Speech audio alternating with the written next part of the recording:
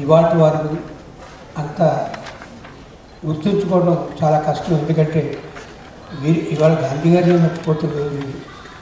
164 సంవత్సరాల క్రితం పుట్టిన మహాపురుషుడు కందుకూరి వీరేశలింగం. ఆయన ఒక వ్యక్తి కాదు, వ్యవస్థ. సాంఘిక దురాచారాన్ని ఎదిరించిన సంఘ సంస్కర్త. వితంతు వివాహాలను ప్రోత్సహించి సంఘ బహిష్కరణ కావించబడ్డ మహోన్నత వ్యక్తి. ఆయన రాసిన తొలి నాటకం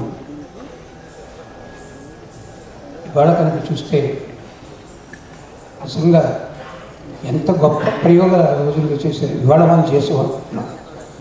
వాళ్ళు చేసిన మనం పాటిస్తే చాలా గొప్ప అభివృద్ధిగా ప్రభుత్వ పరంగా కూడా నాటక రంగాన్ని అభివృద్ధి పరచాలని చెప్పి ప్రణాళికలు స్వీకరించాలని చెప్పి ప్రభుత్వం నిర్ణయం తీసుకుంది. ముఖ్యంగా ముఖ్యమంత్రి యువకుడు కిరణ్ కుమార్ రెడ్డి గారు, సంస్కృతి శాఖ మంత్రులు శ్రీ భట్టి వసంత్ కుమార్ గారు మంచి కార్యక్రమాలు ఏమైనా చేయండి, నాటకరంగం కాదు అన్ని కళలు కూడా ఎలా భాషలో చేయలేము కాబట్టి వాళ్ళకు కావాల్సిన వసతులు, వాళ్ళకు కావాల్సిన ఇన్ఫ్రాస్ట్రక్చర్ ఏదైనా చేయగలిగితే మన ప్రభుత్వం కాస్త వీళ్ళకి అండగా నిలిచినట్టు అవుతుంది.